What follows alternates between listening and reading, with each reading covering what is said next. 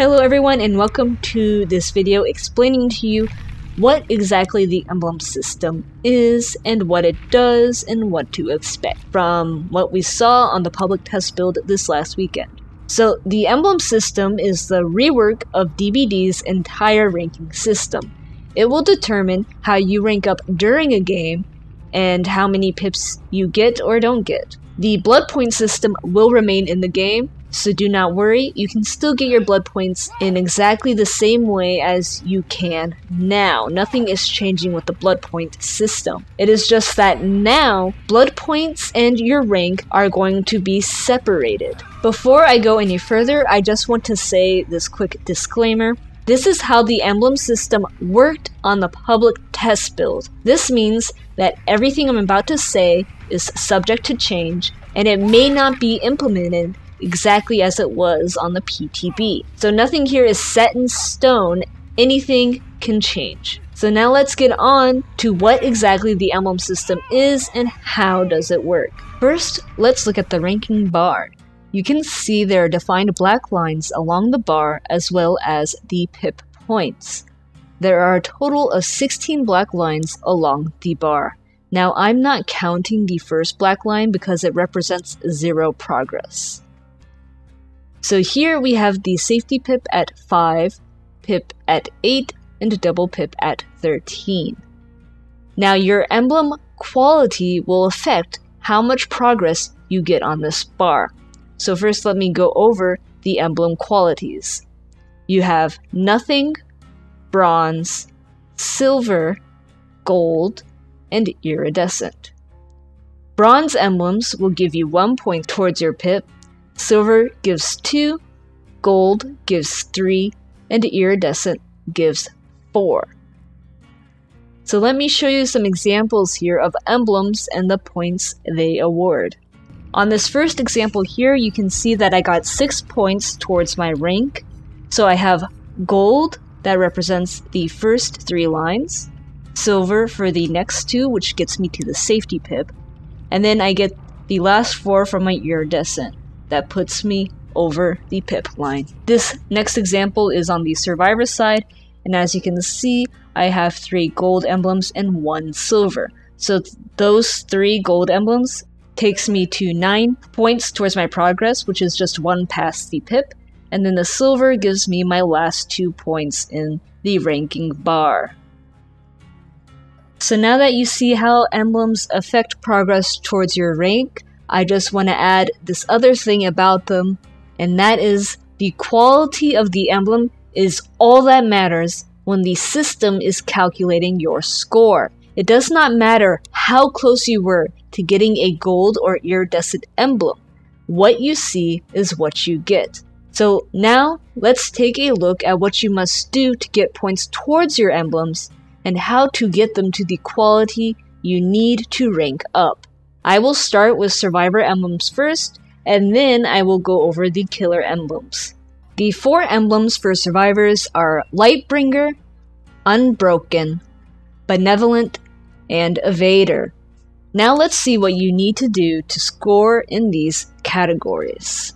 First up is Lightbringer. You gain progress towards this emblem based off how many generators you have worked on. Progress in this emblem is never lost. Basically, for every second you're on the generator, you get X amount of points. All that matters is the time you spend working on a generator. So even if you do not finish one generator all the way, as long as you continue to work on other generators during the trial, you will get progress in this emblem. If the generator regresses, no points are taken away, and you would actually get more points towards your Lightbringer emblem because you have to get all that lost progress back. So no points are ever removed from this emblem. This also means that in theory, doing generators with other survivors will result in you getting less points in this category. I'm pretty sure that while you get slightly less, the number is probably not that large, so you should still be able to get at least silver or gold Lightbringer easily. In the games I played, I didn't notice much of a difference in my Lightbringer emblem when I did 1 or 2 generators with another versus doing them solo. As long as you help do at least 2 generators, you should be okay as long as you get progress in other emblems. Here is what I know for sure about the scoring. If you do 1 generator by yourself, you will get bronze, 2 by yourself is silver, and then 3 is gold. And then any more than 3 is iridescent. So those values I just said are for doing each generator by yourself. It seems like getting iridescent Lightbringer isn't that far off from the 3rd generator, because I had a game where I did 3 gens solo and I started working on a 4th. As you can see, I only do about 20% of this generator before the last generator is popped. And then when I escape, I am still awarded iridescent Lightbringer. So doing just a tiny bit of a generator can help boost your emblem's progress. One of the questions you may have now is, how does a brand new part affect this emblem? Well, if you use a brand new part on a generator, you get full credit for doing that generator. So it does not give you less points for using a brand new part. That sums up the Lightbringer emblem. And after that, we have the Unbroken emblem, which is a very simple emblem. So this emblem is only awarded for escaping, and the quality depends on how many times you get interrupted. So this means being pulled off of things such as generators, windows, totems, pallets, or getting caught in a locker, or getting downed during the trial. So for every time you get interrupted or downed, the emblem quality goes down 1 tier. So you start at iridescent, and then if you get downed once, it goes to gold, twice leads to silver, and 3 or more downs or interrupts leads to bronze. If you die, this emblem is not awarded at all. So that's it for Unbroken, very simple. Now this next emblem is a bit more complicated than that. It is the Benevolent emblem. And what the Benevolent emblem says is that whenever a survivor is hit, caught, downed, or hooked, all survivors lose points. Healing, saving, or unhooking restores the points back to all survivors who are still in the trial. The survivor who unhooks and or heals will receive bonus points for their good actions.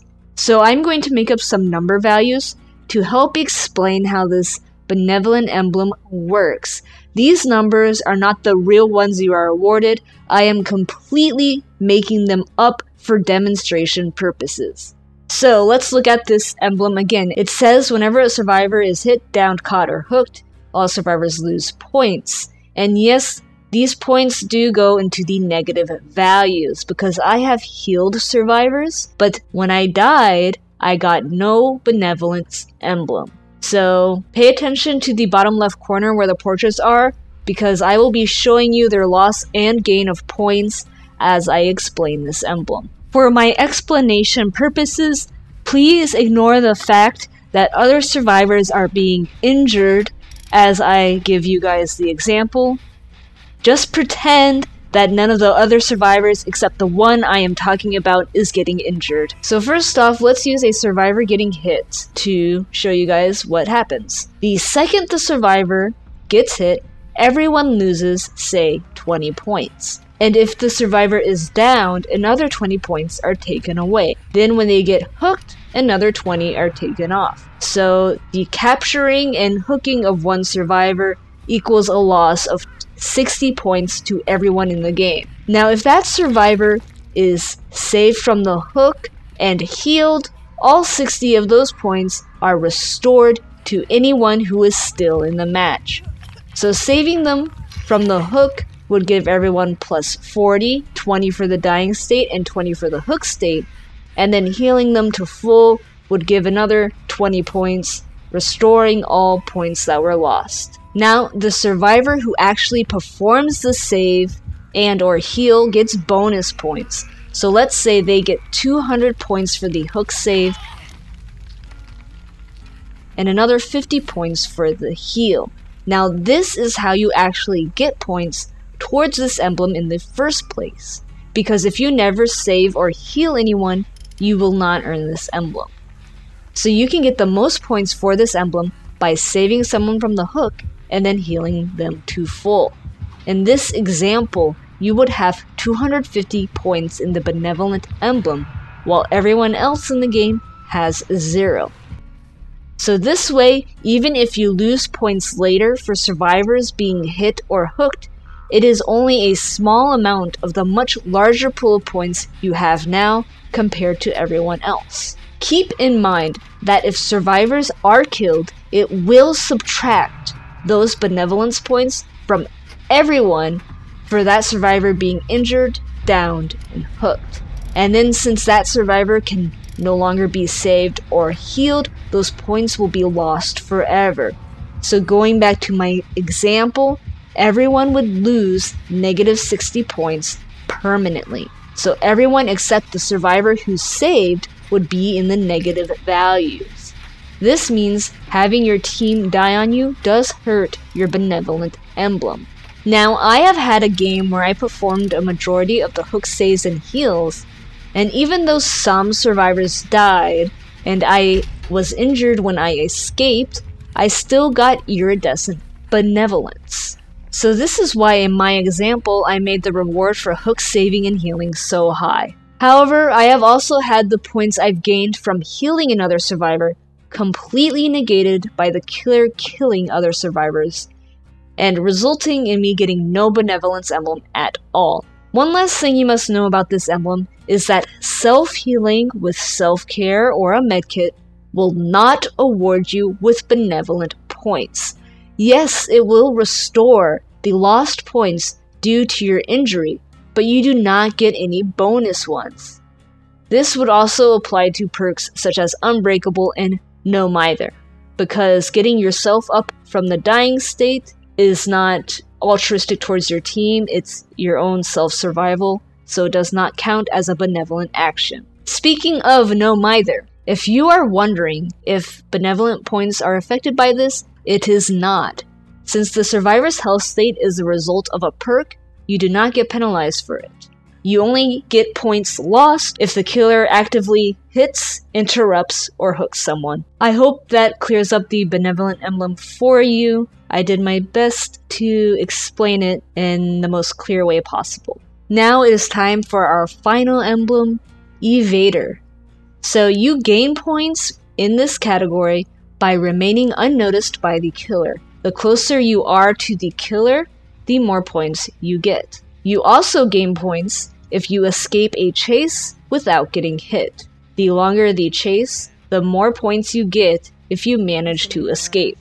So the first part of this emblem is very straightforward. You just accumulate a set amount of points for however long you're in the terror radius, and then the value of these points is determined by distance to the killer. So it works similarly to the perk Stakeout, minus the fact that it's distance-based. Now, the second part of this emblem can be tougher to achieve because it says escaping from a chase without getting hit. So to understand this part, you have to understand what is considered in or out of chase.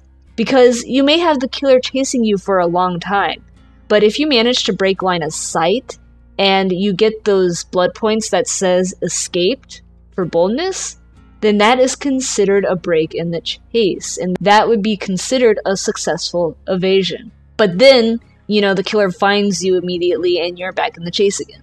So in your mind, it seems like one long chase, but to the game, it's broken up into two separate chases. So the best way to see if you have successfully escaped a chase is by seeing the escaped boldness blood points awarded to you. So breaking the chase doesn't always mean just losing the killer, it's just what the game considers losing the killer. And the game thinks if you aren't in the killer's line of sight within a certain time period, then the killer has lost you. So it isn't as hard to get points towards this emblem as it sounds.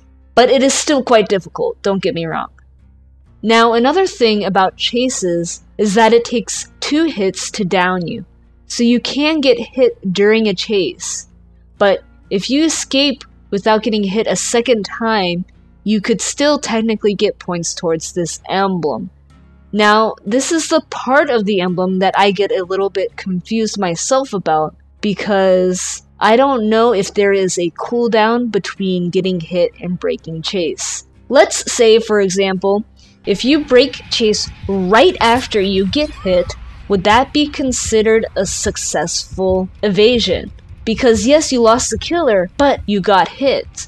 But number two, you didn't get downed by the killer and you're not on a hook. So wouldn't that be successful because you got away from the killer without dying? So if you break the chase right after getting hit, is it successful? Or do you have to be in the chase for an additional 2 seconds? And then if you lose the killer, would it be considered a successful evasion? So without any feedback from the game itself, the Evader emblem is the most obscure in how you get points towards it. It's the toughest one to test with no feedback. But I managed to somehow get silver and gold chases on the PTB, even though the killers would hit me and even downed me a few times. I did not have the full weekend to play the PTB, but I'm sure if I was able to play as many games as I wanted, I would have been able to easily achieve Iridescent Chaser. And I had friends who managed to get Iridescent Chase emblems, even though they would get injured in a chase, and even got caught in a few chases during the game. So I guess what's important is how long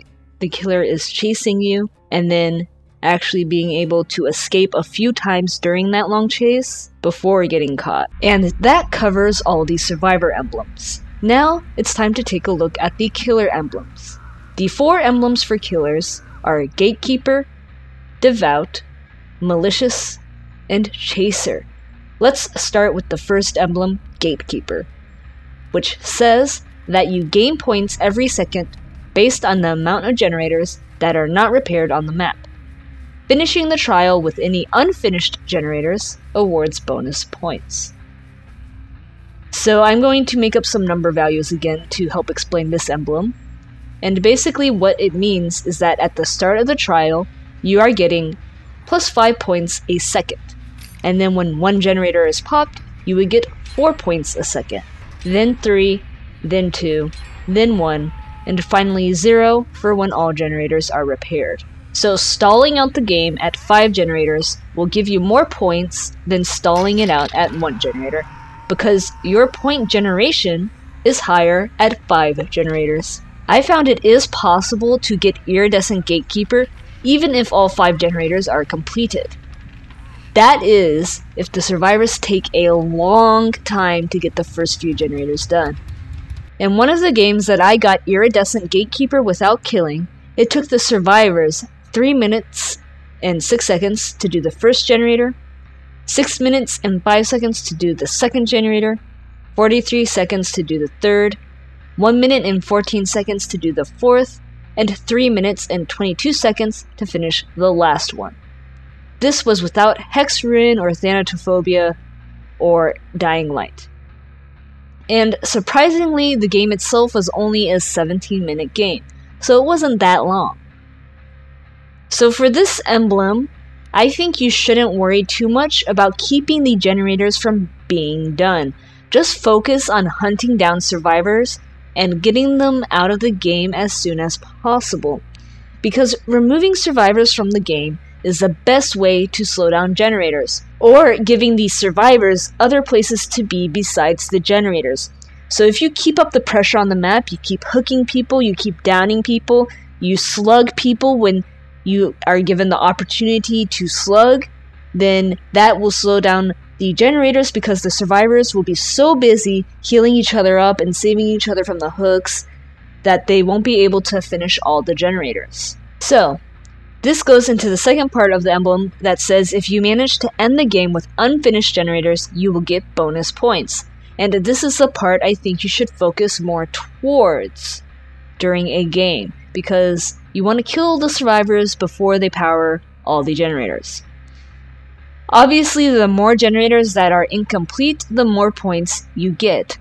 I found that ending the game at 1 to 3 generators could still award Iridescent Gatekeeper as long as you apply appropriate pressure throughout the game. I doubt you would get Iridescent Gatekeeper at 1 generator left if the survivors used 4 brand new parts. That is an extreme situation. Survivors don't usually do that, but it can happen. So that is the Gatekeeper emblem. Next up is Devout, which says each survivor eliminated grants points. All eliminations grant the same amount of points, so it doesn't matter if you mori a survivor versus sacrificing them. Now, one little inconsistency about this emblem was that on the live stream and the website that announced the public test build, it said you do not get awarded for deaths caused by bleedouts. But in the actual PTB, when I hovered over the emblem, it said you are awarded for deaths by bleedouts. So, unfortunately, I didn't get a chance to test the bleedout part of this emblem, so we'll just have to see what happens when the system goes live. But other than that inconsistency, the emblem is very straightforward. You only get it if you kill survivors.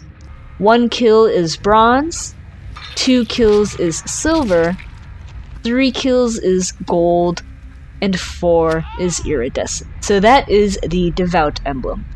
Next up, we have Malicious, which says you gain points by hurting, interrupting, and downing survivors, but lose them when they get healed. You also gain points for hooking survivors, and these points are never lost. So this is the opposite of the Survivor's Benevolent emblem. And here is how the first part works. Every time you injure, down, or interrupt a survivor, and an interrupt is anything such as a grab off a generator or window or something, or pulling them out of a locker, anything that interrupts the survivor and results in an insta-down, basically, you would say gain 20 points. And remember, I am making up all these number values to help explain the emblem. But when that survivor is healed, all those points you gained would be lost. So you would be back at 0. But if you manage to kill that survivor or injure them as they go out the exit gate, you will permanently gain those points because they can no longer be healed. Now for the second part of this emblem, the points you get for hooking a survivor is permanent. So you would say get 100 points for hooking a survivor, and then you get bonus malicious points by injuring and removing that survivor from the game. So if you hooked a survivor 3 times, you would get 300 points from the hooking and 40 points for injuring and downing that survivor, totaling 340 points from that one survivor. I found that if you hook 1 to 2 survivors, you get no emblem, 3 to 4 is bronze, 5 to 6 is silver, 7 to 8 is gold, and then to get iridescent you have to kill at least 1 at 9 hooks. So all those values I just said are done by purely hooking survivors and having all of them escape uninjured. Except of course in the case of the iridescent emblem because you have to kill 1. But injuring survivors and putting them into the dying state award a good amount of points. If survivors leave while injured or in the dying state, you keep the malicious points you get from hurting them. So the points you get for injuring a survivor is quite significant. For example, I managed to get gold malicious by getting 4 hooks and injuring 3 survivors to the dying state before they left the game. Another time I got iridescent by getting 7 hooks and injuring all 4 survivors as they left the game. The most important thing to take away about this emblem is that killing survivors will give you malicious points permanently, and points for hooking are never taken away. Just remember, you only get points for hooking and injuring. So if a survivor dies on their first hook, you will get less malicious points than if they died on their 3rd hook. And finally we have the Chaser emblem, which says you gain points when starting a chase and when you win a chase by catching the survivor. The longer the chase, the more points you get. Now on the PTB, getting iridescent chase was ridiculously easy. As long as you chased survivors throughout the match, you were guaranteed to get iridescent. I expect this emblem to be adjusted before the actual release because it was way too easy to achieve. The emblem is very straightforward. You find a survivor, you just keep chasing them. Now if the survivor loses you, you do not get that many points towards this emblem, I believe, because you would only get the initial chase points for starting it, but then you wouldn't get the points for ending the chase. And there you have it, everybody. That is the emblem system that is currently being tested and worked on by the devs, and is probably what you have to look forward to in regards to the future of the DBD ranking system. So I hope this video has helped you understand what to expect of this new emblem system and has helped you to understand it. Feel free to tell me what you think of this new system in the comments below, and thank you very much for watching. As always, good luck out there in the fog, and see ya next time.